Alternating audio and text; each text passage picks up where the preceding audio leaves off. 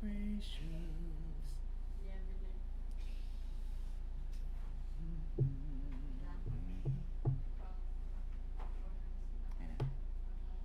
Okay, so magandang umaga po sa lahat. Today is January 25. Ang bilis lang, no? Maya December na naman. And we praise the Lord dahil He has been sustaining us sa ating mga buhay, yung ating mga gawain, ating ministries, sa work, sa ating mga families, and that alone reminds us that God is really worthy to be praised and to be worshipped. So sa umagang ito, inaanyayahan ko pong lahat na tumayo as we open in prayer. Okay, let us pray. Aming Diyos na makapangyarihan, na siyang lumikha nitong buong sanlibutan at siyang namamahala at siyang karapat-dapat na tumanggap ng lahat ng papuri at karangalan. Panginoon, kami po ay lumalapit sa inyo ngayong umaga at nais namin, Panginoon, na dakilain ang inyong pangalan at mag-alay, Panginoon, ng mga awitin na galing sa aming mga puso. Panalangin namin, Panginoon, na kayo po ang magbigay sa amin ng kakayanan at pag-ibig para sa inyong gawain, Panginoon. At nawa ang aming mga puso at isipan ay nakatuon, Panginoon, sa inyong kaluwalhatian at sa inyong dakilang pangalan, Panginoon. Sa amin pong pag-aawitan, nawa tanggapin niyo po ito sa amin pong mga ipapangaral sa pulpitong ito. Nawa, Panginoon, ang inyong katotohanan lamang ang lumabas sa aming mga bibig, Panginoon. At panalangin namin na pakabanalin niyo, Panginoon, ang aming mga puso't isipan upang ito ay maging handa sa pagtanggap sa inyong banal na kasulatan, Panginoon, at patawad sa aming mga kasalanan. At nawa, Panginoon, ito po aming mga gagawin ay lalong maglapit sa aming Diyos na siyang nagbigay ng kaligtasan sa amin sa pamamagitan ng kanyang bugtong na anak na si Jesucristo. Itinataas namin, Panginoon, ang pangalan ng aming Panginoong Jesucristo na siyang nagbigay ng kanyang buhay para sa amin, at pinapasalamatan din namin kayo, Panginoon, sa kaaliwan ng banal na Espiritu, sa kagaanan, Panginoon, dahil sa kanyang presensya sa aming buhay. Tanggapin niyo, Panginoon, ang aming mga papuri ngayong umaga at mga pag-aawitan. Ito po ang panalangin sa pangalan ni Jesus. Amen. Okay, tawagin niyo si Brother Ray para sa ating exhortation.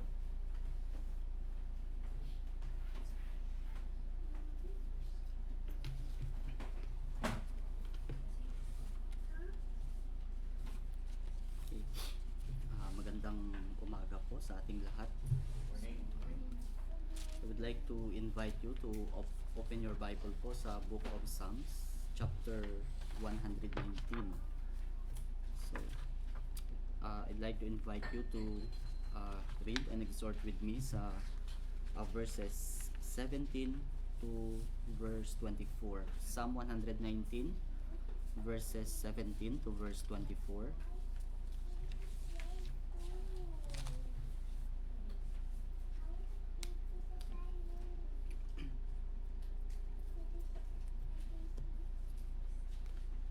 Verse 17, Deal bountifully with thy servant, that I may live and keep thy word. Open thou mine eyes, that I may behold wondrous things out of thy law. I am a stranger in the earth. Hide not thy commandments from me. My soul breaketh for the longing that it hath unto thy judgments at all times. Thou hast rebuked the proud that are cursed, which do err from thy commandments. Remove from me reproach and contempt, for I have kept thy testimonies. Princes also did sit and speak against me, but thy servant did meditate in thy statutes. Thy testimonies also are my delight and my counselors. So may the Lord bless the reading of His Word. So I just want to share with us few points regarding sa binasa natin, gustong ipahayag sa atin ng salita ng Panginoon. So dito po sa Psalm chapter 119 verses 17 to verse 24, sa pagsamba natin sa Panginoon, it is leading us to isa po sa makikita natin dito, is a leading of God to reflect us kung sino ba yung Panginoon, sino ba tayo, at bakit ba kailangan nating sambahin ang Panginoon. So itong passage na ito, hindi po ito yung parang pinipuwersa tayo or minamadali tayo na sambahin ang Panginoon, pero ito po yung mag-i-establish at naghahanda sa atin para sambahin ang Panginoon. So yung writer ng Psalm na ito, unang-una ay in-acknowledge niya yung Panginoon sa nagpakita siya ng acknowledgement sa Panginoon sa pagiging generous ng Panginoon. Sabi niya, "Deal bountifully with thy servant," sa verse 17. And then nanalangin siya sa nabigyan siya ng spiritual sight. And then from there, kinonfess niya po yung kondisyon ng kanyang buhay o yung kanyang kondisyon bilang stranger dito sa mundo. And he expresses a deep hunger for the truth of God. And then sinabi niya na humaharap siya sa mga opposition, sa mga pressure, and finally sabi niya sa verse 24, "Thy testimonies also are my delight and my counselors." So as we worship the Lord today, bilang mga mananampalataya ng Panginoon, tayo po ay nagre-rely lamang sa salita ng Panginoon para tayo ay i-guide sa paglalakad natin bilang Kristiyano. Para tayong mga manlalakbay na kumbaga nagde-depend lang tayo sa guide or sa mapa or sa GPS, kung ano man yan, dahil napaka-unfamiliar sa atin itong nilalakbayan natin. So first question that we would like to answer is, sino ba yung or anong klaseng Diyos ba itong sinasamba natin? So it shows here that the God that we are worshiping is a gracious and a revealing God. So yung pagsamba natin sa Panginoon, hindi po siya nagsisimula sa kung ano ba yung dala-dala natin dito sa pagsamba na ito, pero ito po ay nanggagaling sa pagkilala natin kung sino ba yung sinasamba nating Diyos. Siyempre alam natin, God is the God who gives life. He is the God who gives abounding grace, and He is the God who opens our spiritually blinded eyes. Siya yung nagbibigay sa atin ng enlightenment. Kasi ang Panginoon naman po ay sinasabi dito na He is generous and He is revealing God, na pwede tayong pumunta sa Kanya, lumapit sa Panginoon with all honesty and with all humility po. Hindi po yung nagpipretend tayo na lumapit lamang sa Kanya, but we come to God with dependence, nananalig tayo sa Kanya. Sa John chapter 1 verse 18 po, ni-reveal ng Panginoong Jesus dyan ang Ama sa langit. Sabi niya, "No man hath seen God at any time, the only begotten Son, which is in the bosom of the Father, He hath declared Him." So yan po yung pagpapakita ng Panginoon ng pagiging revealing niya. And sa John chapter 10 verse 10 naman, diyan ipinakita din ng Panginoon that God is the one who gives abundant life. Siya yung nagbibigay ng buhay. Sabi niya sa verse 10 ng John chapter 10, "The thief cometh not but for to steal and to kill and to destroy." Sabi ng Panginoong Jesus, "I am come that they might have life and that they might have it more abundantly." So sino yung Panginoon or yung Diyos na sinasamba natin ngayong umaga? He is a gracious God who gives life, and He is a God who reveals the truth to us through His Word. Second point po na gusto kong i-share dito is, or second question na gusto kong masagot natin dito is that anong klaseng anong klaseng tao tayo or ano tayo sa harap ng Panginoon. Kasi bago natin sambahin ng Panginoon, kailangan i-acknowledge muna natin sa sarili natin kung ano ba tayo bilang mananampalataya ng Panginoon. Sabi sa verse 19 po, yung writer in-acknowledge niya dito na sabi niya, I am a stranger in the earth. So hindi po siya taga dito sa mundo. Kapag tayo po ay nakakita or nakikilala natin kung sino ba talaga ang Diyos, doon tayo nagsisimulang magkaroon ng understanding kung sino ba talaga siya at kung sino ba talaga tayo. Of course, we understand that we are pilgrims, we are people on a journey. Naglalakbay tayo dito sa mundo and wala pa po tayo sa ating tahanan mismo. And because we are strangers, normal po or kadalasan po nagkakaroon tayo ng confusion, nagkakaroon tayo ng longing or paghahangad sa mga bagay na spiritual.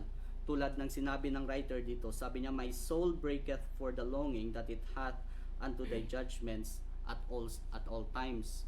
So as followers of Jesus Christ po, bilang tagasunod ng Panginoon, we expect na kapag tayo po ay tumatayo sa katotohanan, kapag tayo po ay naglalakad sa katwiran ng Panginoon, tayo po talaga ay na-out of place dito sa mundo. And Jesus Christ reminded us, no, even in John chapter 17 verse 16, that we are not of this world. So ano yung state natin bilang mananampalataya ng Panginoon? We are pilgrims, we are just journeying in this world na nangangailangan po ng direksyon ng Panginoong Diyos. And lastly, ano ba yung nabibigay or nadudulot ng pagluluwalhati or pag-worship natin sa Panginoon, at ano ba yung pwede nating may offer sa Panginoon? Sabi niya sa verse 24, thy testimonies also are my delight and my counselors. So kapag itong mundo po, yung mga tao sa paligid natin, yung mga nakakasalamuha natin, yung mga nakikita natin ay puro chaos, puro wickedness, reproaches, sabi ng writer, contempt or worthlessness, yung mga walang kabuluhan, may mga opposition tayo na nakikita at nararanasan. The Word of God and His counsel po, yan po yung magre-realign sa atin or re-reorient sa atin for us to meditate and keep His commandments. Yan yung sinasabi ng writer dito, for I have kept thy testimonies, but thy servant did meditate in thy statutes. And sa verse 24, sabi niya, kapag tayo po ay sumasamba sa Panginoon, naririnig yung kanyang counsels, nag-o-offer tayo ng praises sa kanya, it brings clarity to our mind, it brings peace to our hearts. Nagdudulot po yan ng kapayapaan, and in response po, we offer God our trust. Yun yung may babalik natin sa Panginoon as a response to the delight and to the counsel that He is giving us. Ang tawag nga ng Biblia din sa Panginoong Jesus, no, sa Isaiah chapter 9 verse 6, tinawag siyang Wonderful Counselor. Punong-puno ng hiwaga yung Panginoong Jesus. So etong worship natin, ano ba yung may bibigay niya sa atin at ano yung may offer natin sa Panginoon? Yung worship natin, it gives us guidance and joy. And in response po, we offer the Lord our delight and our obedience, yung pagsunod natin sa Panginoon. So in closing po, before we proceed sa ating sermon or sa worship this morning, or sa pagpapatuloy po ng worship natin this morning, as we listen to the Word of God, as we give praises, as we sing to the Lord, and as we fellowship with each other po, we need to remember that as Christians, we are worshiping the God who is gracious and revealing. We recognize that we are pilgrims and strangers in this world, and we are in deep need of His guidance and counsels. And we embrace po na yung worship, it can align us, it can steady our hearts, it can delight our hearts towards the Lord that we are serving. Kasi ang totoong pagsamba po sa Panginoon, yan po yung maghahanda sa atin sa buhay natin to live faithfully sa mundo na punong-puno po ng mga reproaches, ng mga contempt, punong-puno po ng wickedness.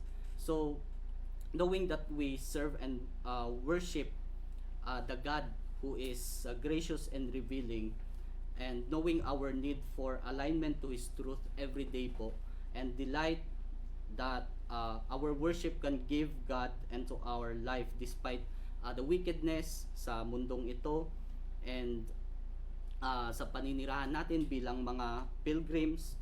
Etong binasa po natin, it encourages us that we should not worship casually. Hindi lang po siya yung basta-bastang worship sa Panginoon, but we worship with consciousness, and we worship with delight and great respect to our Lord. So today, pwedeng pumunta tayo dito to seek counsel or wisdom sa Panginoon. Pwedeng pumunta po tayo dito, nagsamba tayo to seek comfort sa Panginoon. But please know that our Lord God can always give us comfort through His counsels. So that's all I would like to share with you this morning. Let's call on Brother Ethan.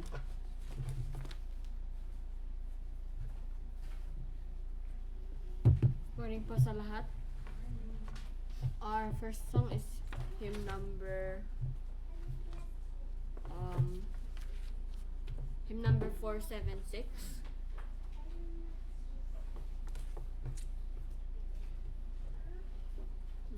476, Jesus Hold My Hand.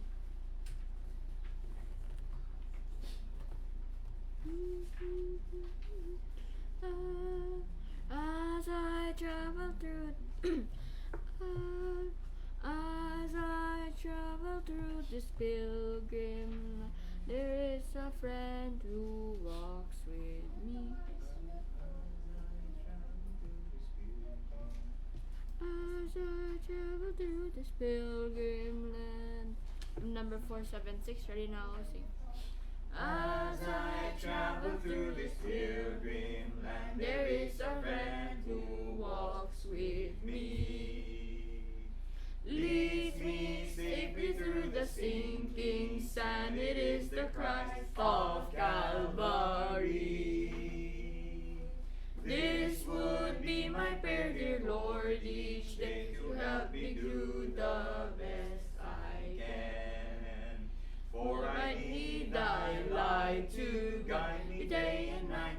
Blessed Jesus, hold my hand. Jesus, hold my hand. I need thee every hour.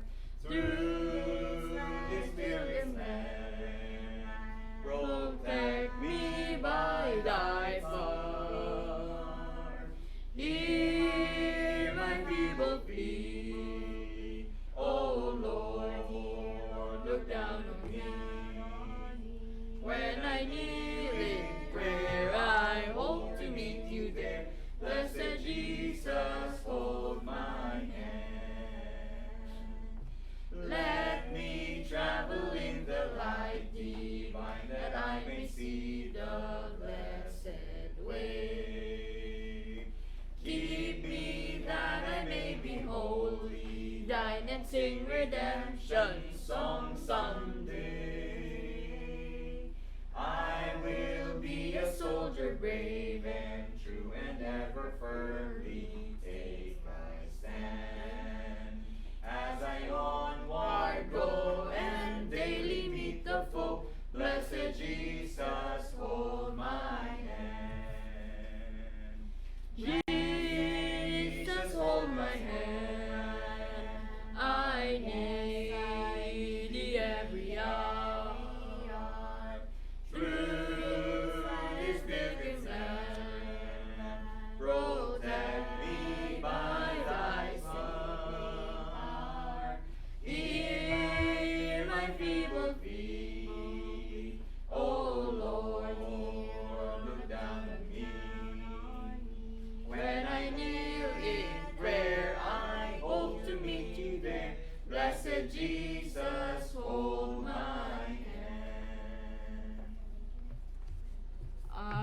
next hymn is hymn number. Our next hymn is hymn number 112.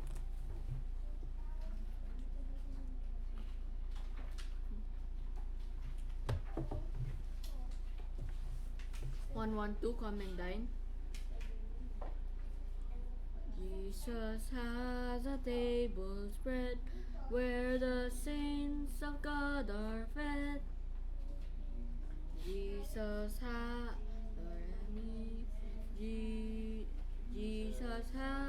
a table spread. And number 112, right now sing. Jesus has a table spread where the saints of God are fed. He invites his chosen people, come and dine. With his manna he doth feed, and supplies our every need. Oh, 'tis sweet to sup with Jesus all the time. Come and dine, the Master calleth, come and dine. You may feast at Jesus' table all the time. He who fed the multitude turned the water into wine. To the hungry calleth now, come and dine. The disciples came to land, thus obeyed Christ's command. For the Master called to them, oh, come and dine. There they found their heart's desire, bread and fish upon the fire. Thus he satisfies the hungry every time. Come and dine, the Master calleth, come and dine. You may feast at Jesus' table all the time. He who fed the multitude turned the water into wine. To the hungry calleth now, come and dine. Soon the Lamb will take his bride to be ever at his side. All the hosts of heaven will assembled be. Oh, 'twill be a glorious sight, all the saints of spotless white. And will Jesus, they will feast eternally. Come and dine, the Master calleth, come and dine. You may feast at Jesus' table all the time. He who fed the multitude turned the water into wine. To the hungry calleth now, come and dine. Thank you, my call on Brother Liam from our hymns.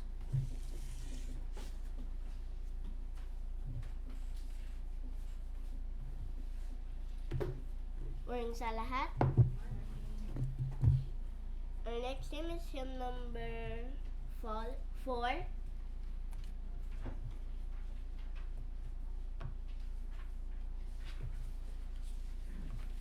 The doxology.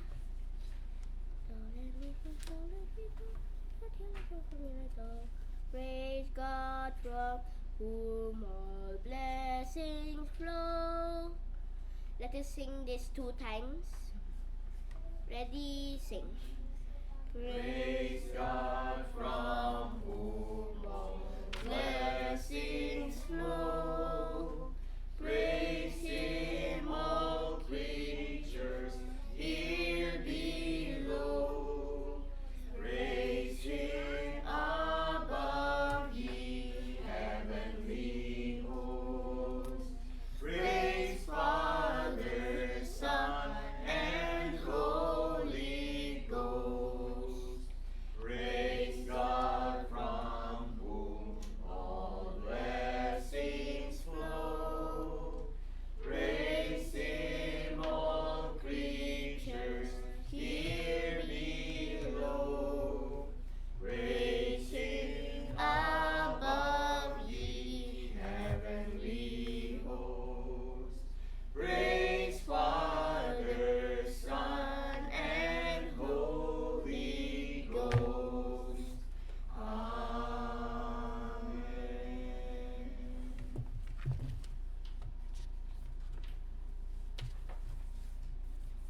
next hymn is hymn number 139.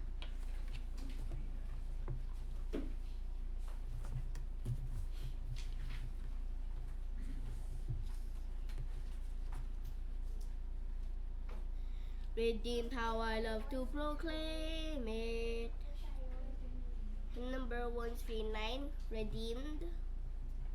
Ready, sing. Redeemed, how I love to proclaim it. Redeemed by the blood of the Lamb. Redeemed through His infinite mercy. His child and forever I am. Redeemed, redeemed. Redeemed by the blood of the Lamb. Redeemed, redeemed. His child and forever I am. Redeemed and so happy in Jesus. No language my rapture can tell. I know that the light of His presence with me shall continually dwell. Redeemed, redeemed, redeemed by the blood of the Lamb.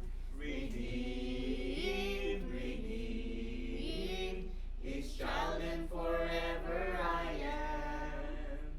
I think of my blessed Redeemer. I think of Him all the day long. I sing for I cannot be silent. His love is the theme of my song. Redeemed, redeemed, redeemed by the blood of the Lamb. Redeemed, redeemed, His child and forever I am. I know I shall see in His beauty the King in whose law I delight, whose lovingly guards every footstep and gives me a song in the night. Redeemed, redeemed, redeemed by the blood of the Lamb. Redeemed, redeemed, His child and forever I am.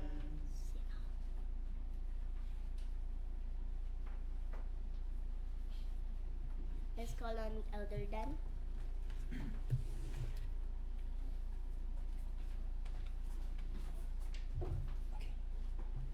Okay, let's open our Bibles po sa Book of Matthew para sa atin pong scripture reading.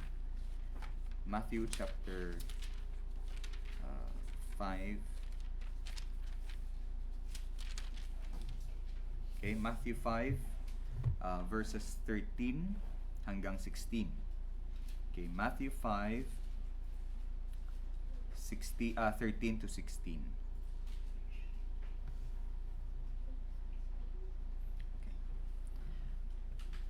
Okay, kung handa na po ang lahat, verse 13, basahin po natin ng sabay-sabay hanggang verse 16. Verse 13, Ye are the salt of the earth, but if the salt have lost his savor, wherewith shall it be salted?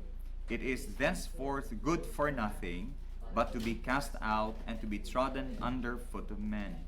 Ye are the light of the world. A city that is set on an hill cannot be hid. Neither do men light a candle and put it under a bushel, but on a candlestick, and it giveth light unto all that are in the house.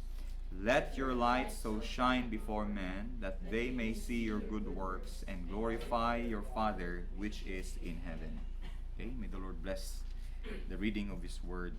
So, ito pong binasa natin ay salita po ng Panginoong Hesukristo na Kanya pong ibinigay sa same group na Kanya pong kausap o na binigyan dito po sa chapter 5. Ito pong group na binigyan niya ng tinatawag nating Beatitudes. Okay? He tells them two things. Okay? He compares them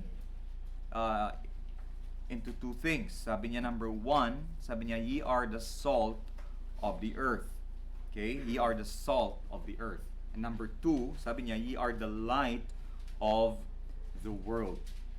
Now, kadalasan ang interpretation po dito, pag sinabing ye are the salt of the earth, ay kadalasan ang reference lagi ay doon po sa lasa ng asin, kung saan tayo daw ang pampalasa ng mundo.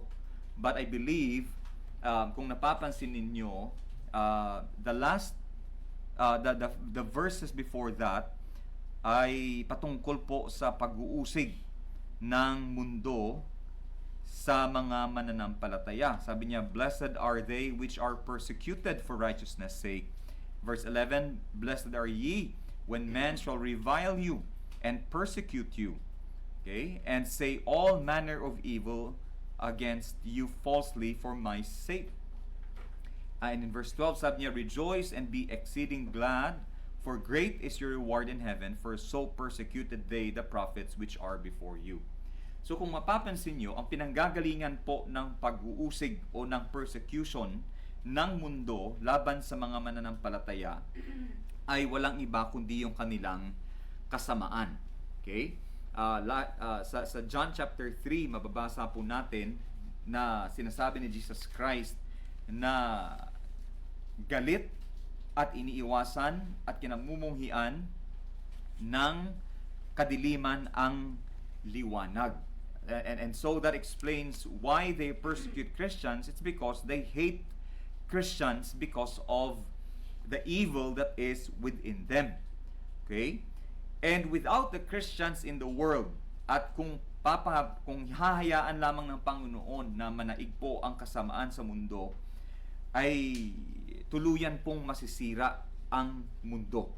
And so I believe higit sa pampalasa ng asin sa mundo, I believe ang gustong iparating ng Panginoon sa mga mananampalataya dito is not that they give flavor to the earth, but that salt, being salt, is what preserves the earth. Ibig sabihin na during that time, dahil wala naman po silang mga preservatives katulad ng modern day na preservatives, wala naman silang freezer, wala namang katulad sa malalamig na lugar, wala naman silang mga ice na pwedeng gamitin. Yung commodity po na gagamitin during the time ay ang asin para i-preserve yung kanilang mga pagkain, lalong-lalo na po yung meat na kanilang gustong i-prolong para sa kanilang consumption. And with that, I believe first and foremost, yung silbi po ng isang mananampalataya sa mundo is we preserve the world because of our presence. Okay? We preserve the world because we fight the evil, we fight the corruption of the world, we fight against the false teachings, we fight or we stand against, you know, the activities of darkness. And because of that, ay pinipreserve po ng Panginoon ang mundo. In fact, even in the book of Matthew, makikita natin na during the persecution, you know, the event that happened in 70 AD nung nilusob po ng Roma ang Jerusalem, the Lord even shortened the days for the sake of the elect. Ibig sabihin, merong mga bagay na ginagawa ang Panginoon na kung wala lamang yung mga mananampalataya, wala yung mga Kristiyano o yung mga believers sa mundo, ay pwede nang gunawin agad ng Panginoon yung mundo. But because of the presence of Christians and believers in this earth, sabi niya, we are the ones that keep the power of darkness at bay. Tayo yung ginagamit ng Panginoon para hindi tuluyang malikom ng o masakop ng kadiliman yung mundo. And because of that, we are the preserving agents of the Lord. Ngayon sabi niya, paano kapag nawala yung alat ng asin, which really happens? Okay? Kasi pwedeng mawala naman ang alat ng asin. Sabi niya, ano ang magiging silbi nito? Saan niyo gagamitin ito? Sabi niya, it is good for nothing. Kaya ka nga tinawag na asin dahil may alat ka. Pero kapag nawala yung alat mo bilang asin at wala ka ng kakayanan na maging preserving agent ng Panginoon, sabi niya, you will be good for nothing. And sabi niya, you will be cast out and you will be trodden under the foot of men. At yung foot of men na sinasabi dito, yung men dito, ito yung mga taong umuusig sa mga mananampalataya. These are the unbelievers. These are the children of darkness, the children of the world. So kung napapansin nyo, sabi ng Panginoon, you are the salt of the earth. Pero pag wala ka ng alat and you don't serve your purpose as a preserving agent of God, sabi niya, you will be cast out, itatapon ka, at mismo yung mga tao na umuusig sa mga mananampalataya, sila mismo ang aapak sa'yo. Ibig sabihin, you will be worthless in the kingdom of God. Wag nating iisipin na, when the Lord calls us to be the preserving agent, to preserve and to counter and to go against the power of darkness, the corruption and the wickedness of the world in our homes, in our workplace, in our community. Okay, huwag nating iisipin na the Lord will continue to preserve you kahit pa hindi mo na nagagampanan yung panawagan ng Panginoon sa iyo. Time will come when we least expect it. We will be cast out. The Lord will cast us out, and we will be trodden under the very foot of men. The men who are useless before God are the very men who will step on us as if we are useless at all. Not only will you be worthless in the kingdom of God, you will also be worthless and of no value at all before the children of men. Okay? Can you imagine that? Darating yung araw, nakala natin hindi siya darating, sabi ng Panginoon, 'di ba? Sabi ni Jesus Christ kahit sa mga unbelievers, sabi niya, when you are rejoicing, when you are drinking, when you are eating, when you are doing all these things that you enjoy, the judgment of God will come upon you. Okay? Ito po, hindi po ito pananakot. This is the inevitable, okay, event that will surely happen to every Christian who does not serve as the salt of the earth. Okay? Hindi po ito, this is as good as done. Okay? This is a certainty. This is not a threat. This is a certainty that when salt becomes useless, you will be cast out and men will trod upon you. Okay? Men will tread upon you. And then he says, ye are the light of the world. A city that is set on a hill cannot be hid. Neither do men light a candle and put under a bushel, but on a candlestick, and it giveth light unto all that are in the house. Okay? Sabi ng Panginoon, not only are you the preserving agent or element of the world, you are also the light of the world. Ibig sabihin, the Lord uses you to point people to the Lord Jesus Christ. The Lord uses you to be the light to point people to the very embodiment of righteousness, who is the Lord Jesus Christ. Okay? Tayo ang ginagamit ng Panginoon. We are the light of the world. And I believe ang point ni Jesus Christ dito, there is no such thing as a secret Christian. There's no such thing as a Christian who blends in the world. Okay? Christians are supposed to be distinct. Christians are supposed to stand out so that the world would see our light. Okay? Hindi pwedeng kandila ka, hindi pwedeng ilaw ka, tapos itinatago mo yung liwanag mo. That is also a useless kind of lamp. That is also a useless kind of light. And in verse 16, sabi niya, let your light so shine before men that they may see your good works and glorify your Father which is in heaven. Okay? Sabi niya, you are the salt of the earth. The Lord places you, nilalagay ka ng Panginoon kung nasaan ka man ngayon, dahil ikaw dapat ang ginagamit ng Panginoon to preserve righteousness in that place. Not to be one of them, not to blend in. Pangalawa, sabi niya, you are the light, so that not only would you point people to Christ, light exposes the works and the events of darkness. Okay? You go to John chapter 3, pag-uusap ni Jesus Christ at ni Nicodemus. Okay? John chapter 3. Tingnan niyo po. In verse 20, sabi niya, for everyone, John 3:20, for everyone that doeth evil hateth the light, neither cometh to the light, lest his deeds should be reproved. Okay? But he that doeth truth cometh to the light, that his deeds may be made manifest, that they are wrought in God. So dalawa pala nagiging purpose ng light. Yung mga umiibig sa kabutihan, lalong lalapit sa liwanag.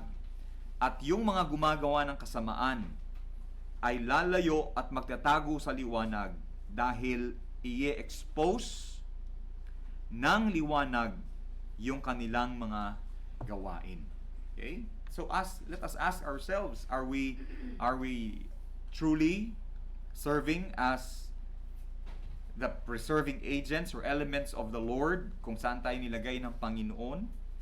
And also, are we pointing people to Christ, and are we exposing the works of darkness through our light? Okay, and when you do that, sabi niya in verse 16, let your light so shine before men. Let your good works be visible. Okay, let your good works be visible before men. Not to gain honor for ourselves, not for publicity's sake, but to glorify your Father which is in heaven. Okay, ibig sabihin, iisa lang naman talaga ang layunin ng buhay natin, and that is to glorify our Father in heaven. Okay, two basic principles, two basic illustrations from the Lord Jesus Christ. And I believe this is an encouragement for us today na hindi natin kailangan mag-blend in sa mundo. Hindi natin kailangan gawin yung ginagawa ng mundo, because we are called to preserve the world, and we are called to preserve, okay, righteousness in the workplace, in our homes, in our community, and by doing so, we give glory to our Father in heaven. Okay? So yun lamang po ang ating scripture reading ngayong umaga. Tawagin ko po ang ating kapagpaawit. Okay?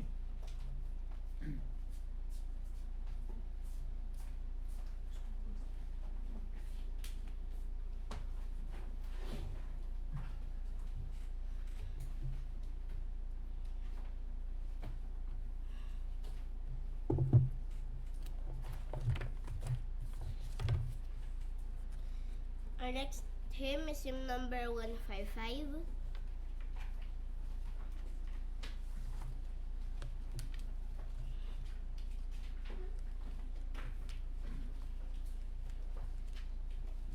How could I, lowly mortal?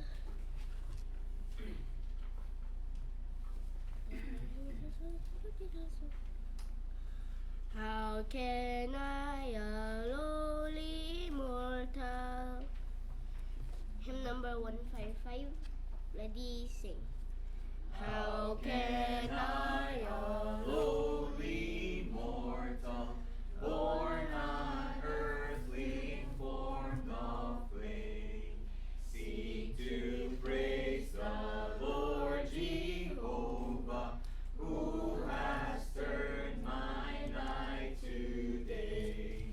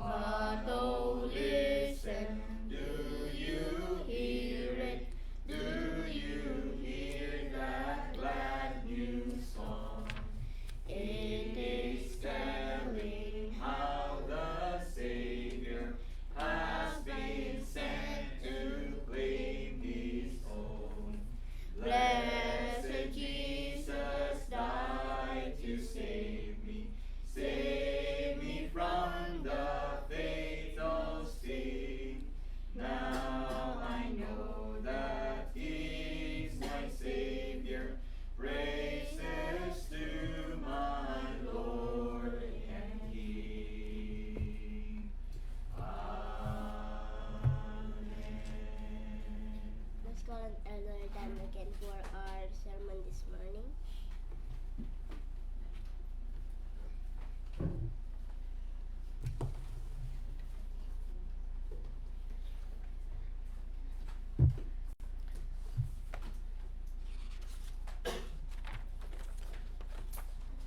Okay, inibitahan ko po kayo na buksan ang ating mga Biblia sa 1 Samuel 17. 1 Samuel chapter 17.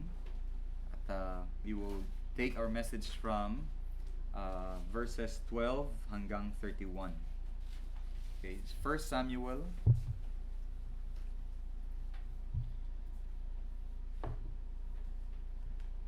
chapter 17 verses 12 to 31. Okay, basahin ko po sa inyo. Now David was the son of that Ephrathite of Bethlehem, Judah, whose name was Jesse. And he had 8 sons, and the man went among men for an old man in the days of Saul. And the 3 eldest sons of Jesse went and followed Saul to the battle, and the names of his 3 sons that went to the battle were Eliab, the firstborn, and next unto him Abinadab, and the third Shammah. And David was the youngest, and the 3 eldest followed Saul. But David went and returned from Saul to feed his father's sheep at Bethlehem. And the Philistines drew near morning and evening, and presented himself 40 days. And Jesse said unto David his son, Take now for thy brethren an ephah of this parched corn, and these 10 loaves, and run to the camp to thy brethren. And carry these 10 cheeses unto the captain of their 1,000, and look how thy brethren fare, and take their pledge.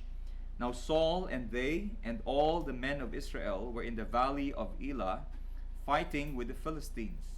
And David rose up early in the morning, and left the sheep with the keeper, and took and went as Jesse had commanded him. And he came to the trench as the host was going forth to the fight, and shouted for the battle. For Israel and the Philistines had put the battle in array, and an army against army. And David left his carriage in the hand of the keeper of the carriage, and ran into the army, and came and saluted his brethren. And as he talked with them, behold, there came up the champion, the Philistine of Gath, Goliath by the name, out of the armies of the Philistines, and spake according to the same words, and David heard them. And all the men of Israel, when they saw the man, fled from him, and were sore afraid. And the men of Israel said, Have ye seen this man that is come up? Surely to defy Israel is he come up. And it shall be that the man who killeth him, the king shall enrich him with great riches, and will give him his daughter, and make his father's house free in Israel. And David spake to the man that stood by him, saying, What shall be done to the man that killeth this Philistine, and taketh away the reproach from Israel? For who is this uncircumcised Philistine, that he should defy the armies of the living God? And the people answered him after this manner, saying, So shall it be done to the man that killeth him. And Eliab his eldest brother heard when he spake unto the man, and Eliab's anger was kindled against David, and he said, Why camest thou down hither? And with whom hast thou left those few sheep in the wilderness? I know thy pride, and the naughtiness of thine heart. For thou art come down, that thou mightest see the battle. And David said, What have I now done? Is there not a cause? And he turned from him toward another, and spake after the same manner. And the people answered him again after the former manner. And when the words were heard which David spake, they rehearsed them before Saul, and he sent for him. Okay, tayo po ay manalangin. Muli, Panginoong Diyos, kayo po ang may akda nitong kasulatan, Panginoon. Kaya humihingi po kami ng karunungan galing sa inyo, ng aming pong maunawaan ang gusto niyo pong ituro sa amin ngayong umaga.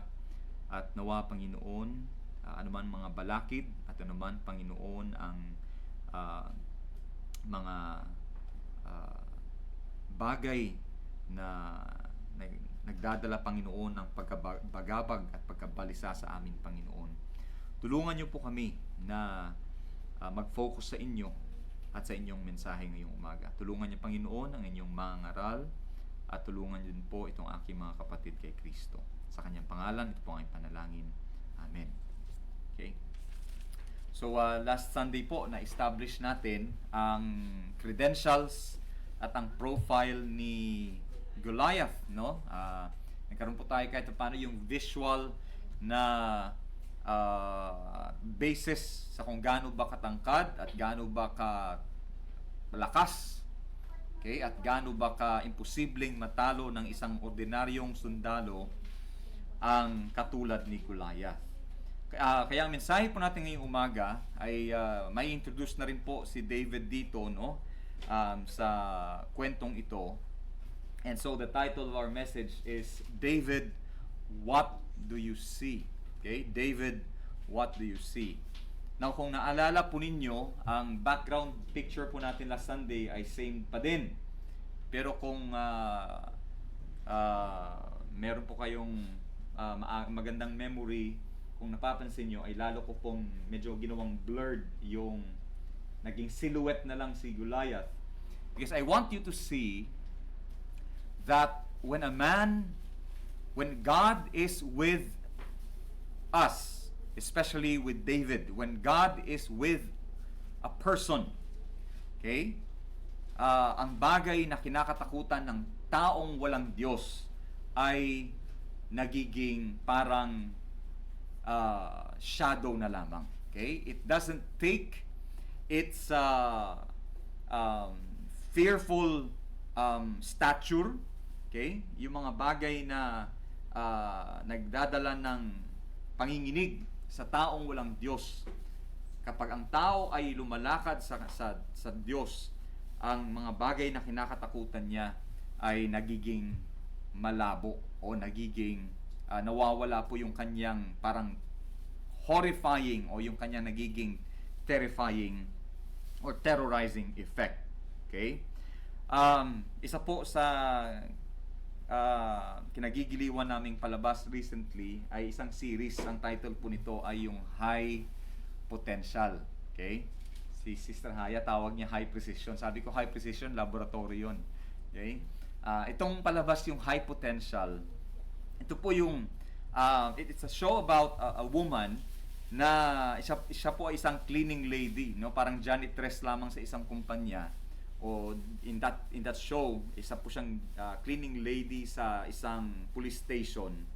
Pero meron po siyang special gift na yung kanyang memory ay kaya po niyang i-recall yung mga details sa picture na kahit ilang days or weeks na niyang nakita, kaya niyang gamitin yun para pagdugtong-dugtungin yung mga puzzles, para ma-figure out o para makita yung susi doon para ma-resolve po ang isang kaso o isang krimen. And because of that, hindi na po siya hinire bilang janitress o bilang cleaning lady. Ginawa na po siyang consultant ng isang police station kasi napaka-helpful po niya with the way that she sees things na hindi nakikita ng isang ordinaryong tao. Okay? And I would like, the reason why I share that with you, because I would like us to see how that the perspective of David, okay, is entirely different from the perspective of Saul and the Israelites. Okay? Sa isang tao lang ang nakikita nila, pero iba ang tingin ni David kay Goliath, iba naman ang tingin ni Saul at ng mga tao sa kanya, sa kay Goliath, no? The people of Israel, sila po ay takot na takot kay Goliath, samantalang itong si David ay nag-iisang tao na hindi nasindak sa height, sa laki, sa sandata, at sa kung anumang mga bagay na kinakatakutan po ng mga kalaban. Kaya ang title po natin is David. Para bang, David, what do you see that we do not see? Okay? What vision? Ano yung vision na meron ka na hindi namin nakikita, na hindi namin nawala sa amin, kung bakit ikaw lang ang nakakakita dito. And that's what I would like us to see and to achieve by the end of this message no ngayong umaga. Now, in the first 3 verses, verses 12 to 15, makikita po natin, parang inintroduce ulit si David, yung kanyang origin, yung kanyang hometown. Sinasabi po dito that he is the son of Jesse, an Ephrathite. And that he is from Bethlehem, Judah. Okay? And now, ay binilang na po siya sa mga anak ni Jesse. Samantalang nung pumunta si Samuel para i-anoint si David, ay hindi po siya kasama sa pinresenta ni Jesse sa kay Samuel. But this time, he is now acknowledged as one of the sons of of Jesse, and that he continues to play his role in the family bilang isang tagabantay po ng kanilang mga alagang tupa. Okay? And I want to take note again that Bethlehem, Judah is a very small town kung saan ipinanganak si David, which is the same town kung saan po ipinanganak si Jesus Christ. Bethlehem being the house of bread. Yun po ang ibig sabihin ng word na Bethlehem. Now, if you notice, hinighlight din po dito. Kasi during sa time ni Saul, kung ikaw na tatay ay ikaw po ay wala ng kakayanan para maglingkod bilang isang sundalo, dapat meron kang replacement. Okay? And that is the role of Eliab. Pero itong kanyang mga dalawang kapatid na si Abinadab at si Shammah ay sumama din. Okay? Pero kung napapansin nyo, the 3 elder brothers were highlighted and mentioned. The 4 were not mentioned. Pero si David ay minention po dito. Okay? Verse 14. David was the youngest and the 3 eldest followed Saul. Okay? Makita mo yung contrast between them. Na ang loyalty nitong si Eliab, si Abinadab, and si Shammah ay nasa kay King Saul, samantalang itong si David in verse 15, sinasabi dyan, but David went and returned from Saul to feed his father's sheep at Bethlehem. So parang, kung naalala nyo, si David po ay tinawag para mag-play ng harp every time na itong si King Saul ay troubled or distressed. So, at the time, kapag hindi po siya kailangan ni King Saul, ay umuwi po siya sa kanilang hometown at pinagpapatuloy po ang kanyang responsibility bilang isang pastol. Okay? Now, in verse 16, napapansin po natin na ini-introduce ulit yung kumbaga, yung camera ay nilipat na naman pabalik dito sa battlefield, no? From the hometown of David ay pinan. Okay? Nilipat, no? Naka-highlight, naka-point na naman sa battlefield and reminds us of the challenge of Goliath in verse 16.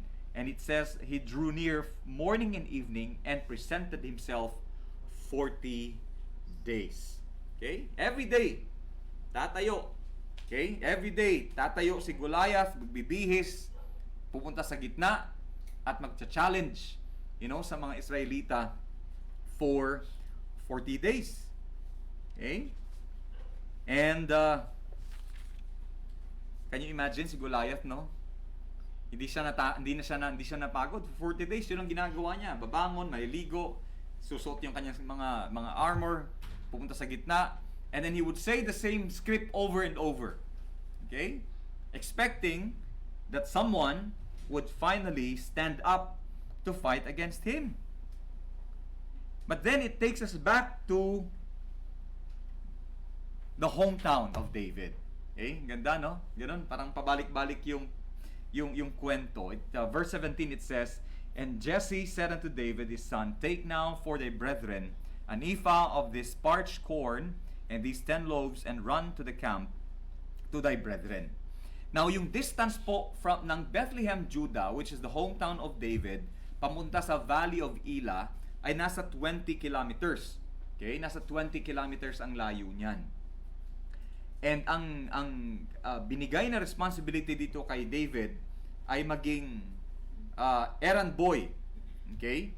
Kasi during that time, kung ikaw ay sundalo, most likely, ang ginagawa during the time, you go to battle, tapos ikaw ang magdadala ng sarili mong provision. Kaya pinadalhan sila ng tatay nilang si Jesse ng isang ifa ng parched corn or ng flour, which is around 20 liters of flour, and yan po ay magtatagal ng mga nasa 10 days for one person. Okay, yun lang. Yun yung tatagal ng flour. Okay? But you notice, okay, but if you notice, sabi dito, okay, don't you find it interesting, di ba? Si Eliab, si Abinadab, si Shama. Tapos may 4 na mga kapatid pang lalaki. Pero kung napapansin nyo, si David yung inutusan. Yeah, di ba? Si David ang nagbabantay ng mga tupa, pero siya pa rin ang inutusan ng kanyang tatay para magdala ng supply doon sa kanyang mga kuya sa battlefield. Which for me, I believe, ang nakikita ko po dito is this is not just the father telling his son to provide supply. I believe this is God's providential direction. You know, God's providential direction sa buhay ni David. And this is now God connecting the life of David as a shepherd boy and introducing him to the life of David as the future king of Israel. Okay? Kumbaga nag-overlap na, nag-connect na yung dalawang buhay, yung dalawang events sa buhay ni David. From being an ordinary shepherd boy, now he is being introduced to the next phase of his life, and that is to be the next king of Israel. And so in the next verse, sabi po dyan, okay, verse 20, and David rose up early in the morning and left the sheep with the keeper and took and went as Jesse had commanded him, and he came to the trench. And as the host was going forth to the fight and shouted for the battle, for Israel and the Philistines had put the battle in array, army against army. Okay? Every day, pupunta sila sa harapan, lahat sila. On the left, the Philistines. On the right, the Israelites. Goliath in the middle. At wala pa rin nagtatangkang lumaban kay Goliath. And for 40 days, ganun lang ang routine nila. You know, sisigaw ang mga Philistines, let's go. Sisigaw din ang mga Israelites, not yet. Okay? Kasi wala naman silang champion talaga na pwedeng iharap sa mga Philistines. Okay? So wala masyadong activity. And so in in the next verse, no, sa may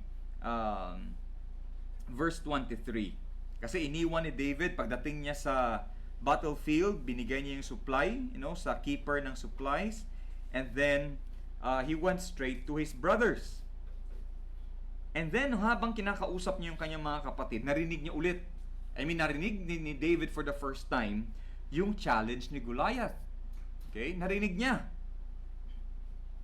And you will find the challenge in the previous verses, in verse 8.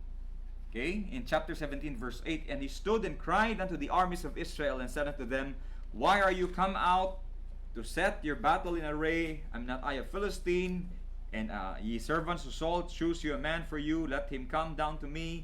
If he be able to fight with me and to kill me, then we will be your servants. But if I prevail against him and kill him, then shall ye be our servants and serve us. And the Philistines said, I defy the armies of Israel this day. Give me a man that we may fight together. 40 days. Paulit-ulit lang na sinasabi ni Goliath. Okay, ganun lang. Every day, ganun ang script niya. Okay? But nobody was courageous enough to fight Goliath until David came and heard him. Okay? Kadalasan pa naman yung mga bagay na kinakatakutan mo pag paulit-ulit mong naririnig, lalong lumalaki lumalala yung takot. And I believe that's what the Israelites felt until a fresh pair of ears heard the challenge of Goliath. Okay? Finally, someone heard him. Now,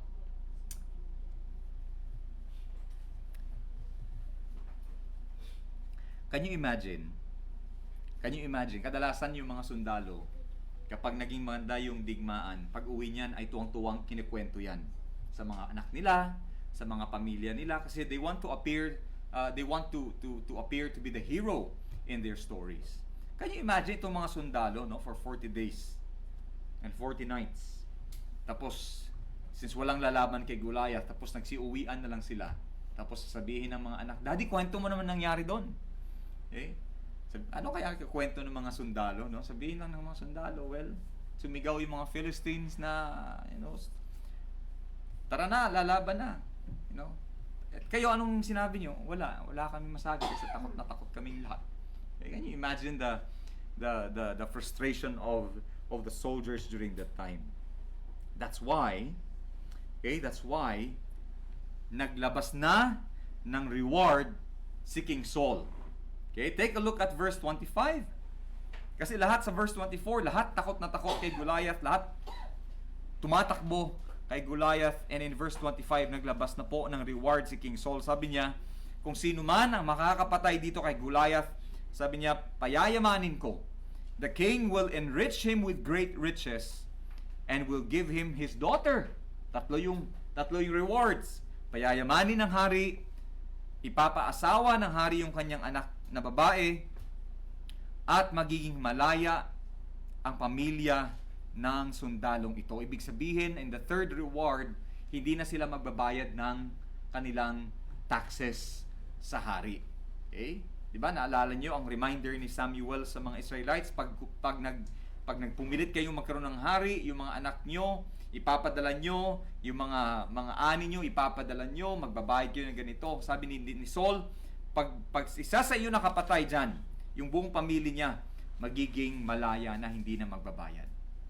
Okay? There is the reward of wealth. There is the reward of being part of the royal family. Kasi syempre, pag inasawa mo yung anak ng hari, maging kasama ka na sa pamilya ng hari. And you could even be the next king of Israel. And not only that, sabi niya, there is a lifetime of benefit. Your family will be free from your responsibilities. Okay? But then again, the chance of defeating Goliath is very slim. Wala pa rin naglakas loob para lumaban kay Goliath until David came and heard it. Okay? Now in verse 20, in the next few verses, okay, in verses 26 to 27, and David spake to the man that stood by him, saying, What shall be done? Para bang tinatanong ni David, ano daw ang matatanggap ng makakapatay kay Goliath? Okay? Para bang hindi makapaniwala si David. Kasi sabi niya, and David spake to the man that stood by him, saying, What shall be done to the man that killeth this Philistine, and taketh away the reproach from Israel? Hindi makapaniwala si David na kayang mag-offer ng hari ng ganong reward para lang mapatay itong si Goliath. Okay? Which tells me na para kay David, this man, Goliath, is not worth the riches and the royal daughter and the exemption from responsibilities. Para bang hindi mo kailangang magbayad ng ganyang kalaki para lang patayin to. Okay, para lang talunin itong si Goliath. He's not worth it. Okay, he's not worth it. Why would you sacrifice all these things, or why would you give up all these things para lang mapatay itong sundalong itong si Goliath? Okay? He could not believe that this man is worth that all. Okay? Na para kay David, it reveals two things. Na para bang, kung ganyang kalaki ang reward para lang mapatay si Goliath, ang nakikita ni David ganito, na napakaliit ng pag-value ng mga Israelita at ni Saul sa tulong na pwedeng ibigay ng Panginoon. That he was willing to reward anybody simply because yung kanyang pag-asa ay nasa kamay na lang ng mga tao o nasa kamay na lang ng mga kanyang mga sundalo. King Saul and the Israelites had very little value for God's power and help. And pangalawang bagay na nakita ni David is how much they magnified and feared Goliath. Okay? In fact, the same thing sa atin. Diba? How we worry about the problems, how we worry about yung mga bagay-bagay, that we become paralyzed, na hindi tayo makatulog, hindi tayo makagalaw, hindi tayo makagawa ng mga bagay na gusto nating gawin dahil sa sobrang laki ng tingin natin dun sa mga bagay na kinakatakutan natin. And because of that, the bigger we view our problems, the bigger we view our enemy, the smaller we see the value of God's help in our lives. Kasi it's the exact opposite. Kapag malaki ang tingin mo sa Diyos, liliit at liliit ang tingin mo sa mga bagay na nagiging balakid sa buhay. Liliit at nang liliit ang tingin mo sa mga problema sa buhay, lalong-lalo na liliit ng liliit ang tingin mo sa kapangyarihan ng kalaban. Okay? The greater you see God, the smaller you would view the power of the enemy. But when you focus too much on the power of the enemy, napapansin nyo, the more na fino-focus na yung tingin natin sa kalaban, the smaller that we see our God. Okay? The smaller that we see our God. And that's what David saw that time. Ganun yung interpretation ni David sa reward ng hari. Okay? Sabi niya, he's not worth it. Number one, he is uncircumcised. Okay? Pastor, anong kinalaman ng hindi siya tuli? Okay? Hindi siya circumcised. Anong kinalaman niyan sa labanan? Well, number one, I want you to take note of this. Circumcision for the people of God. Okay? Naalala niyo ang covenant ng Panginoon kay Abraham? Nasabi niya, this is, and I want you to read this in Genesis chapter 17 verse 10. I hope you're still with me, no? Genesis chapter 17 verse 10 to 11. Ano bang ibig sabihin kapag ang mga Hudyo ay mga circumcised? Okay? In chapter 17 verse 10, sabi niya, this is my covenant which ye shall keep between me and you and thy seed after thee. Every man child among you shall be circumcised. And ye shall circumcise the flesh of your foreskin, and it shall be a token of the covenant betwixt me and you. Na ibig sabihin, ang sinasabi ni David, this Philistine has no covenant with God. We are Israelites, and we are circumcised, and we have this token of covenant with God. And since God is the one who established the covenant, okay?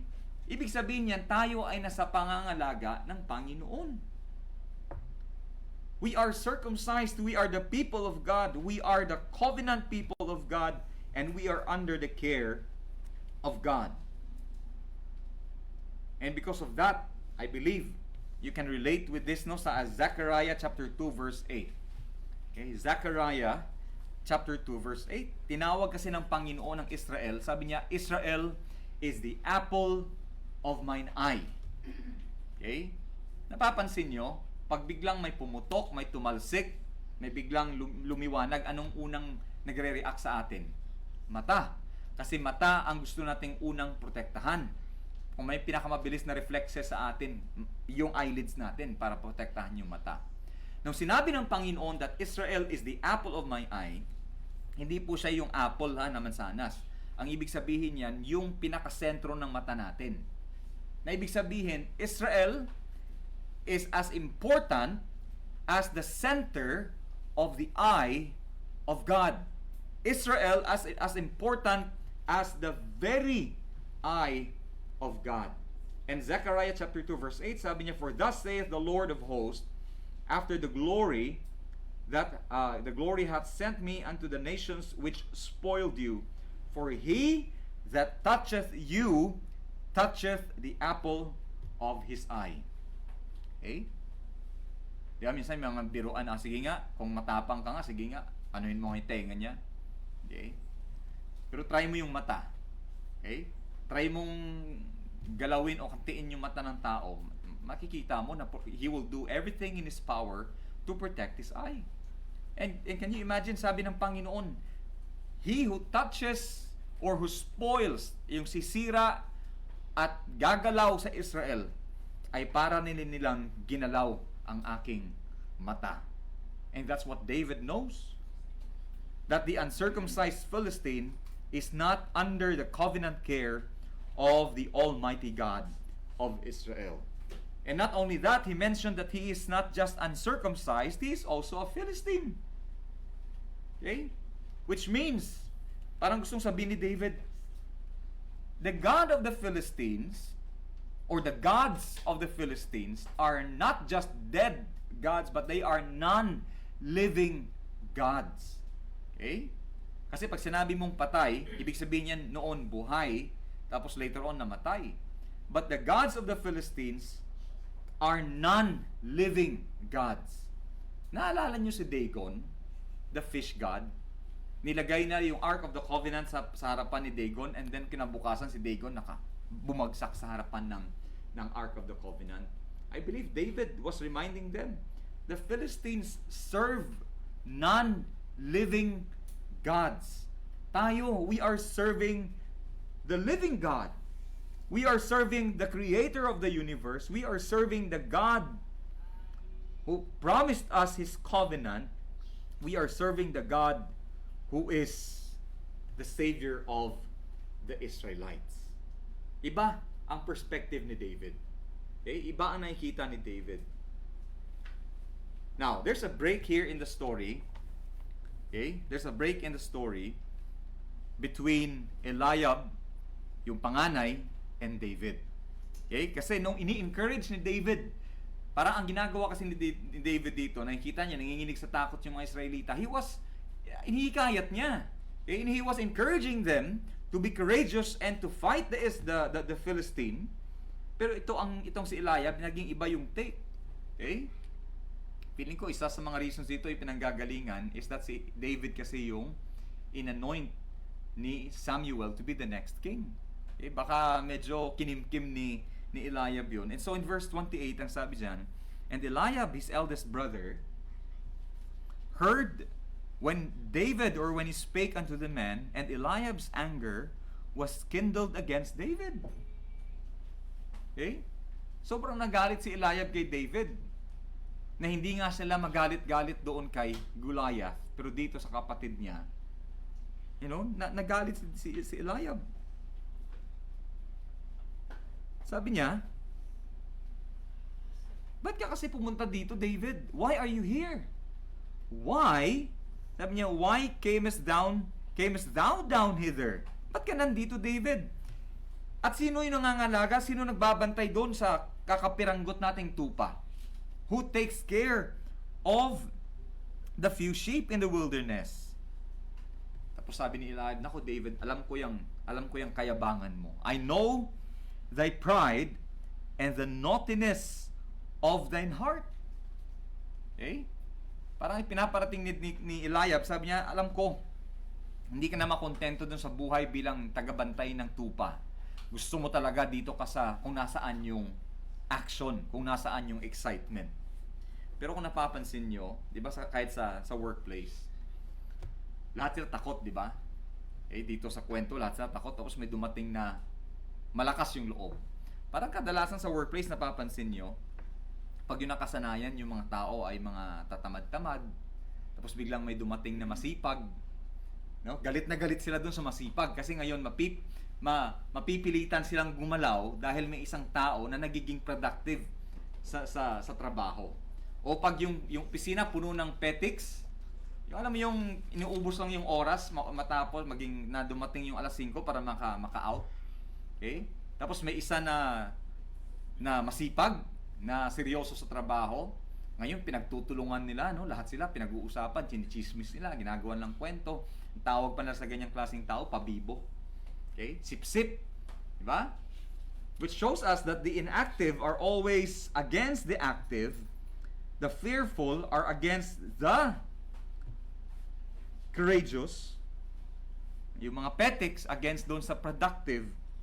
And in the person of Eliab, the faithless is angry at the faithful. Okay? I think yun yung nakita dito ni Eliab. Kaya tinanong niya, sabi niya, parang feeling ko ang nangyari dito, parang insulto kay Eliab na siya bilang isang sundalo, matangkad, matipunong lalaki na dapat candidate to be the next king, ay takot na takot, samantalang yung kapatid niya na bata pa, ito pa yung naghihikayat sa mga tao na labanan itong si Goliath. I think nakanti yung tinamaan yung pride ni Eliab dito. Sabi niya, why are you here? Okay? Parang nung tinanong ni Eliab, sino nag-aalaga sa mga nagbabantay sa mga tupa? Okay? Ang point, ang parang gustong iparating ni Eliab kay David is that you don't belong here, David. You are a shepherd. We are soldiers. You are young. You're supposed to be playing at home. We are trained men. You are the least in the family. I am the eldest. We are your brothers. We are trained for this. Parang gusto mong sabihin ni Eliab kay David, David, leave this to the professionals. No? Parang ganun gustong sabihin ni Eliab kay David. Sabi niya, I know your pride. Alam ko yan, namamayagpag yung kayabangan mo, David. And I know you came here. Sabi niya, I know you came here because you want to see the battle. Siguro sabi ni David, kung disrespectful lang si David, yung sinabi ni Eliab na, I know you want to see the battle, I know you want to see the action. Siguro sabi ni David, which action? Kasi hanggang yun, 40 days na, wala pa rin nakikipagdigma at wala pa rin lumalaban kay Goliath. In fact, all of you, look at you. Okay? Kasi sinabi kanina dito sa may verse 24, they fled from him and they were sore afraid. Tapos sabi ni Eliab, gusto mo lang makikita kasi ng action eh. Ng bakbakan.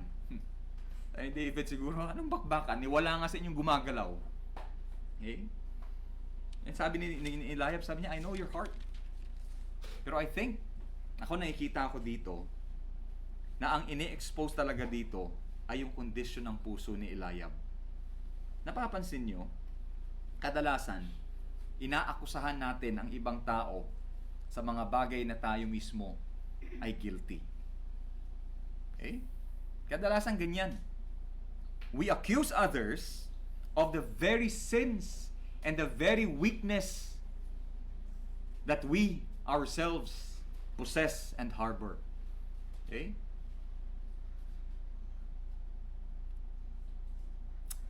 Kaya, ang sagot na lang ni David, sabi niya, ano na namang ginawa ko? What have I now done? Okay? What have I now done? Sabi niya, is there not a cause?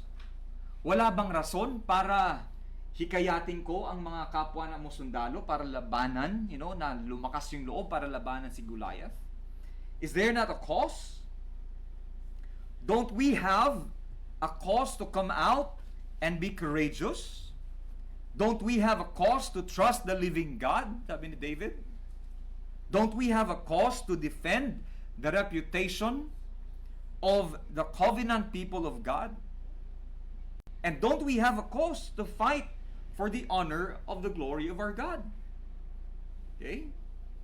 Ang nakikita ng mga Israelites, the impossibility of defeating Goliath, ang nakikita ni David is merong dahilan para labanan itong Philistine na ito. For the sake of the people of God and for the sake of the name and the honor and the glory of God. Okay? Yun ang nakikita ni David na hindi nakikita ni Saul at ng mga Israelites. Now, I want you to go back to chapter 13. Okay? 1 Samuel chapter 13. verse 14. Tingnan niyo po kung ano ang tawag kay David. 1 Samuel 13:14. Now, okay. Sabi niya, but now thy kingdom shall not continue. Sabi ni Samuel kay Saul. The Lord hath sought him a man after his own heart, and the Lord hath commanded him to be captain over his people, because thou hast not kept that which the Lord commanded thee. Ano ang tawag ng Panginoon kay David? He is the man after his own heart. Okay? The man after his own heart. Ano pong ibig sabihin ng a man after God's own heart? Okay? Ang ibig sabihin po niyan, walang ibang hangad si David, kundi kung ano yung nasa puso at ano yung kalooban ng Diyos. Ano, yan pong ibig sabihin ng a man after God's own heart. Wala na siyang ibang iniisip. Nag-iisang iniisip lang ni David, ano kaya ang ikatutuwa ng Diyos? Ano kaya ang kalulugdan ng Diyos? Ano kaya ang magpapasaya sa Diyos? Okay? That's what it means when you say David is a man after God's own heart. Okay? Walang ibang priority si David, walang ibang inisip si David maliban doon sa kalooban ng Panginoon. Okay? Hindi niya iniisip kung ano yung sasabihin ng tatay niya, ng mga kapatid niya, ni King Saul, ng mga Israelites, ng mga kalaban. Walang ibang inisip si David kundi yung puso ng Panginoon. Which tells us that while Saul and the whole Israel army see an impossibility of defeating Goliath, ang nakikita ni David is an opportunity to please God. Okay? There is an opportunity to please the Lord. And I believe the heart of David points us to the heart of the Lord Jesus Christ. Okay? I'll share with you 4 verses na ang Panginoong Jesucristo wala ding ibang inisip kundi ang mga bagay na ikalulugod ng kanyang amang nasa langit. Okay? Wala na siyang ibang naisip. In John 4:34, John 4:34,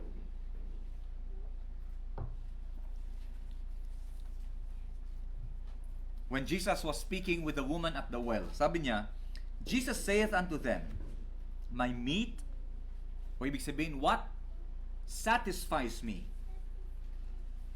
What satisfies me, sabi ni Jesus Christ, and what feeds my soul is to do the will of Him that sent me and to finish His work. Okay? That's what satisfied the Lord Jesus Christ, to do the will of the Father. John 5:30. John 5:30.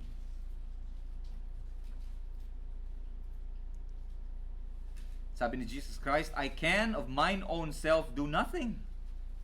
Ibig sabihin ni Jesus Christ, wala akong gagawin na pansarili lamang. Kung meron akong gagawin, ito ay dahil ito ang kalooban ng Ama. Sabi niya, I can of mine own self do nothing, as I hear, I judge. And my judgment is just, because I seek not mine own will, but the will of the Father which hath sent me. Okay? Wala nang ibang ginusto ang Panginoong Jesucristo kundi ang gawin ang kalooban ng Ama. John 8:29. John 8:29.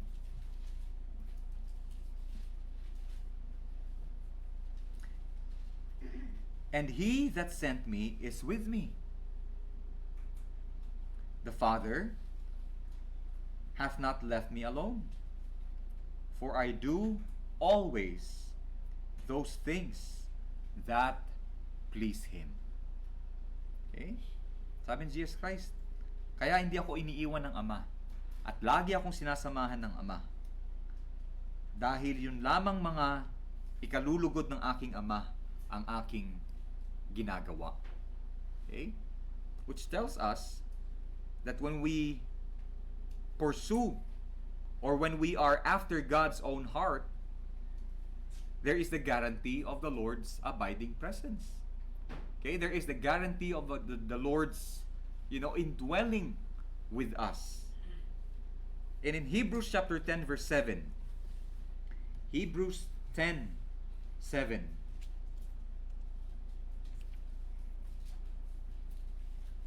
then said I, Lo, I come. Pumarito ang Panginoon. Hebrews 10:7, sabi niya, Lo, I come. In the volume of the book that it is written of me to do thy will, O God. Okay? To do thy will, O God. Na ang ibig sabihin po dito, okay, na ang Panginoong Kristo ay hindi lang po siya persistent. Hindi lang po na meron siyang persistent na will para sumunod, kundi meron siyang persistent will to obey with the purpose of pleasing the Father.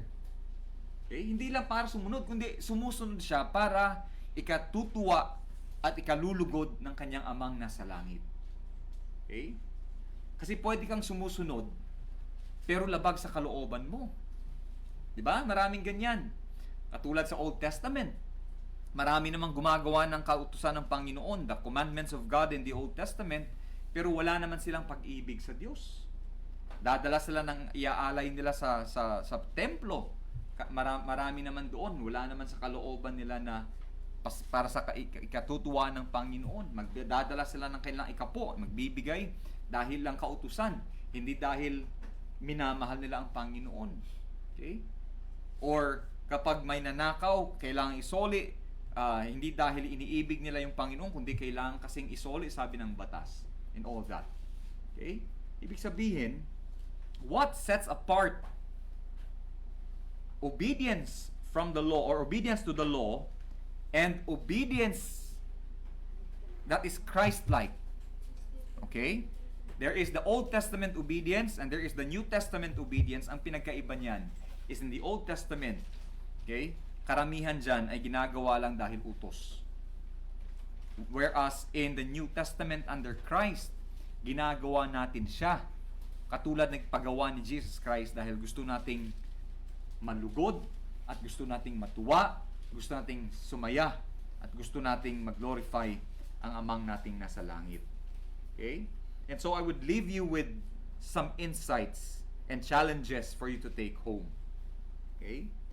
Na una, ang pinaka-goal ng isang Kristiyano, ang pinaka-goal ng isang mananampalataya ay ang kaluguran ng kanyang amang nasa langit. Okay? Why was Jesus willing to die? Why was Jesus willing to lay down His life? It's because alam ng Panginoong Kristo na kapag siya ay ipinako sa krus, kapag siya ay kapag inalay niya ang kanyang buhay para sa bilang alay sa kasalanan ng tao para sa Panginoon, alam niya na ito ay kalulugdan ng kanyang amang nasa langit. Okay? Ibig sabihin, when the glory of God, when the heart of God is the priority of man, his life, okay? His life becomes his least priority. Okay? Ang mundo, ang laging sasabihin ng mundo, you have to love yourself, unahin mo muna ang sarili mo. Everything is centered upon you. Okay? And the Bible tells us this morning that life is not man-centered, but God-centered. Karamihan sa atin, sasabihin natin, ay sa buhay namin, sentro ang Diyos. Sentro ang Diyos kasi may verses tayo sa bahay, o dahil pinupost natin yung verses sa Facebook, o dahil minimension natin yung pangalang Diyos sa bahay natin, kaya naging sentro na ang Diyos. Walang pinagkaiba po yan sa gawain ng mga may rebulto sa bahay. What we mean when we say God is the center of my life, ang ibig sabihin niyan, sa lahat ng hakbang, sa lahat ng desisyon natin, ang lagi po nating isasaalang-alang is ito ba ay magdadala ng kaluguran sa aking amang nasa langit? Ito ba ay naaayon sa kalooban ng aking amang nasa langit? Otherwise, it will just be lip service. Otherwise, it will make no difference to having the graven images of God in our house. Walang pinagkaiba yan. Okay? When you say that God is the center of your life and yet you do not pursue the heart of God, then that is just lip service. Okay? The question is, or the challenge is, do what makes God happy and not what makes you happy. Okay? Huwag tayong masyadong man-centered. Ang tanong natin, ano kaya magpapasaya sa akin? Na kadalasan, or minsan, nakakalimutan natin na dumarating tayo sa punto ng buhay na kung saan yung ginagawa natin na magpapasaya sa atin pala, ay yun na rin yung mga bagay na magdadala ng kalungkutan sa Diyos. Okay? But I can guarantee you that when you pursue the things that will please God and that will make God happy, yan po ay magdadala din ng totoong kagalakan sa buhay natin. Okay? Pursue what makes God happy, and that will ultimately bring true happiness into your life. Pangalawa, when God's pleasure is the goal of a Christian, duty becomes a joyous desire. Okay?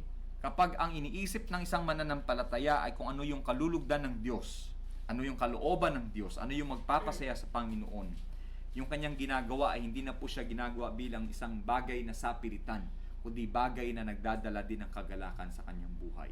Kasi nga ang iniisip mo ay ano kaya ang magpapasaya sa Panginoon. Okay? Tingnan nyo kung gusto nyo pasahin yung asawa nyo. Kahit mamahaling bagay, wala kayong pakialam. Kasi alam nyo magiging masaya yung asawa nyo. Kung gusto nyo pasahin yung mga anak nyo, wala kayong pakialam kung gagastos kayo. Kasi alam nyo, matutuwa yung anak nyo. In the same way, when you want to make God happy, when you want to please the Lord, hindi nyo iniisip at hindi nyo iindahin yung value na mawawala sa inyo, kasi alam nyo talagang kapag ang Diyos ay natuwa, ang Diyos ay nalugod sa ginagawa natin, yan naman ay susuklian ng Panginoon. Okay?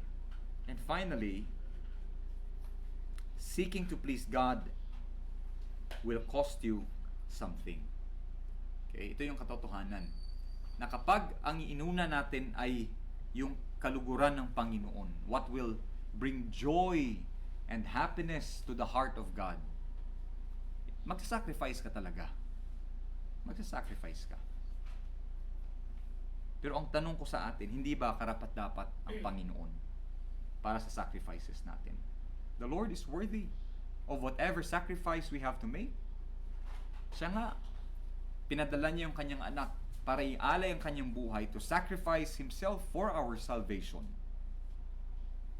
And there's nothing in this world para sabihin natin ay hindi siya karapat-dapat. The Lord is always worthy of whatever cost or whatever sacrifice that we have to make for His name. God is always worthy. And that's what David saw that Saul and the Israelites did not see. God is worthy. Tayo po'y manalangin. Panginoong Diyos, salamat sa pagpapaalala sa amin na higit sa lahat, Panginoon, ang dapat unahin ng isang tinubos at ng isang mananampalataya ay ang inyong kaluguran, Panginoon. Dahil kami ay inyong nilikha para sa inyong kaluguran. Patawad, Panginoon, sa mga oras na inuuna namin ang mga bagay na magdadala ng kasiyahan sa amin at magdadala, Panginoon, ng karangalan sa aming mga pangalan. Salamat, Panginoon, sa umagang ito na ipinaalala sa amin na ang inyong karangalan, ang inyong kaluwalhatian, ang inyong kaluguran, ang pinakauna sa buhay ng bawat Kristiyano at bawat mananampalataya. Kami ay inyong mga anak, Panginoon, at dapat unahin namin ang mga bagay na magdadala ng kasiyahan sa inyong puso. Pagpalain niyo, Panginoon, itong aming napag-aralan ngayong umaga. Pagpalain niyo, Panginoon, ito po ay manatili sa aming mga puso at isipan. At pagpalain niyo, Panginoon, na ito po ay sa buhay namin, hindi lang sa aming mga pamilya, kasama, Panginoon, sa aming mga kung saan kami nagtatrabaho, kung saan man kami nagbe-business, kung saan man kami, Panginoon, nakikisalamuha, Panginoon, nang makita nila na ang pinakauna sa aming buhay ay ang mga bagay na magdadala ng kasiyahan sa inyong pangalan. Pagpalain niyo, Panginoon, ang mga gawain pa ngayong araw na ito, ang mga pupuntahan. Pagpalain niyo, Panginoon, ang mga dumaranas ng kalungkutan, mga nawalan ng mahal sa buhay.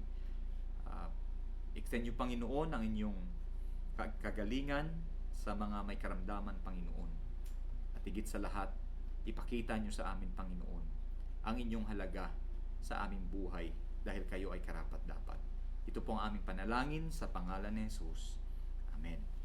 Okay, tayo po tumayo at awitin ang ating pangwakas na awitin.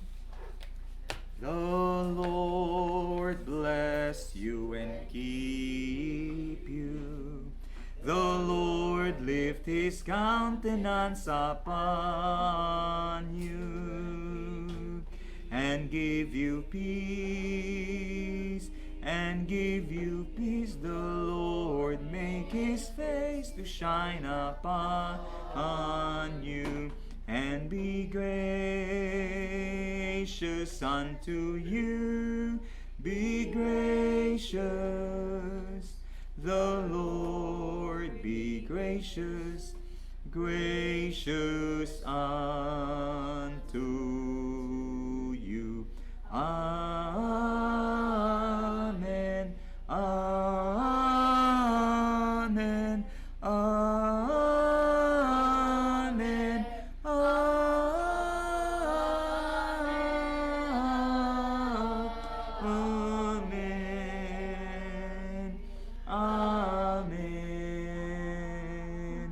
Amen.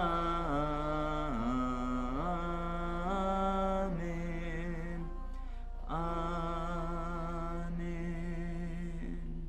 Okay, magandang umaga po sa lahat.